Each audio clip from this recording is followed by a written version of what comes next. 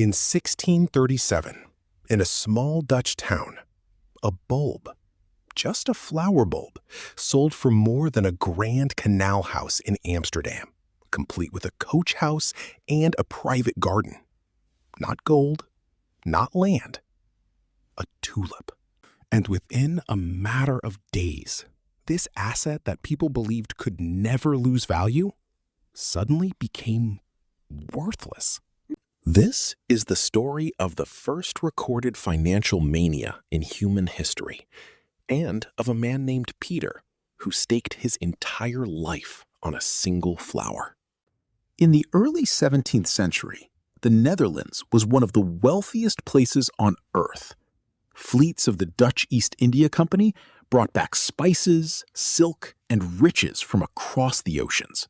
Amsterdam became the busiest financial hub in Europe, and the Dutch Republic had the highest per capita income in the world at the time.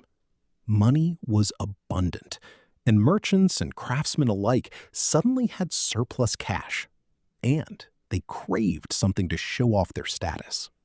Then, a flower native to the mountains of Central Asia arrived in the Netherlands in the late 16th century by way of the Ottoman Empire.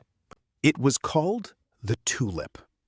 With its vivid colors and strange streaked petals, caused, unknown to anyone at the time, by a virus, the tulip quickly became a symbol of luxury and upper-class taste. In the city of Haarlem, not far from Amsterdam, lived a cloth weaver named Pieter van Dyck. He was 32 years old, ran a small weaving workshop, and had a wife and 2 children.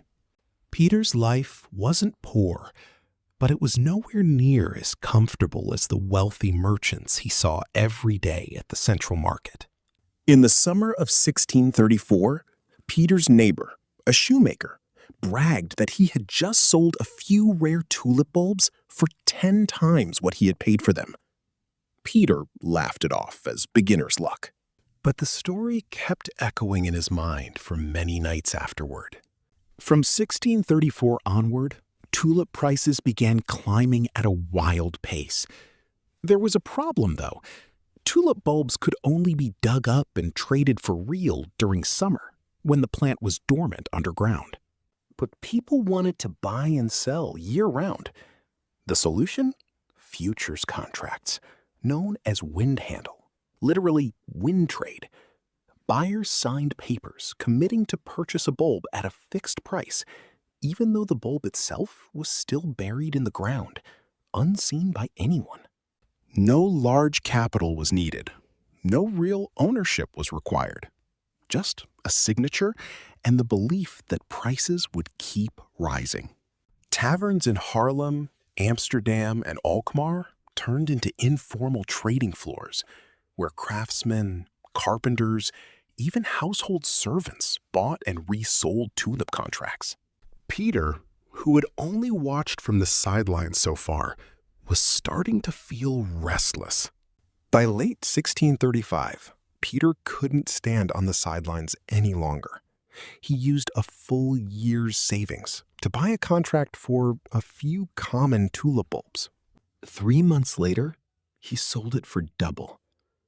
That feeling of victory convinced Pieter he had found his path to a new life.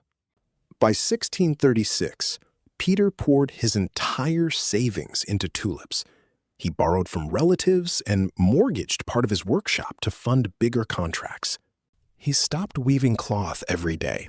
Instead, he spent his time in taverns, talking with flower traders, watching prices the way a gambler watches a card game.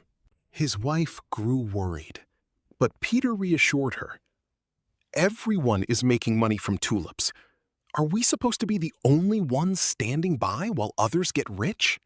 By the winter of 1636, prices for rare bulbs like the Semper Augustus had reached around 5,500 guilders each, the price of a luxury home along the canal. Some contracts changed hands 5 times in a single day, even though not a single actual bulb had ever been delivered. By January 1637, the craze reached its absolute peak. Even ordinary tulip bulbs, once completely overlooked, could now sell for hundreds of guilders. Legend has it that a sailor once mistook a valuable tulip bulb for an onion and ate it. And the cost of that meal was enough to feed an entire ship's crew for a year. By this point, Pieter had sold off almost all the fabric in his workshop and poured his family's entire savings into the most expensive tulip contracts he could borrow money to buy. In his mind, there was only one calculation. Prices had risen for 3 straight years. Why would they ever stop? Then came an ordinary auction in Haarlem in early February 1637. The seller opened with the usual asking price, but this time, no one raised a hand. The seller lowered the price. Still silence. He lowered it again. Still, not a single bid came. In an instant, the entire room understood something at once. If no one was willing to buy, then the contracts in their hands, the things they thought were assets, were actually worth nothing at all. The news spread like wildfire through Dutch towns. Alkmaar, Amsterdam, and then Haarlem, where Pieter was waiting to sell off the largest lot of contracts of his life. Within days, tulip prices went into free fall. Contracts once worth as much as a house couldn't find a buyer even at 1/10 of their former price. Pieter held the stack of contracts he once believed were his ticket to a new life. Now, they were nothing more than worthless paper. Modern historians, such as Professor Anne Goldgar, have pointed out that the real damage was not as widespread or catastrophic as the legends claim. There's no solid evidence of mass bankruptcies or people drowning themselves in canals over tulips. But for ordinary people like Pieter, who had mortgaged his workshop and borrowed from everywhere to gamble everything on one bet, the debt left behind was very real, and so was the shattering of a dream to change his fortune overnight. Pieter didn't go completely bankrupt the way the exaggerated legends describe, but it took him years to pay off his debts. He had to sell part of his workshop, and from then on, he never invested in anything again unless he truly understood its real underlying value. Years later, telling this story to his children, Pieter would only say one thing. I didn't buy a flower. I bought the belief that someone else would pay even more for it than I did. And when that belief disappeared, everything disappeared with it. Pieter's story happened nearly 400 years ago, but it repeats itself almost exactly in the modern era. Only the name of the flower changes. In 2000, it was tech stocks during the dot-com bubble. In 2008, it was the U.S. housing market. More recently, it has been cryptocurrencies surging hundreds of times over in just months, or NFT images sold for millions of dollars, only for almost no one to want them back at even a fraction of that price afterward.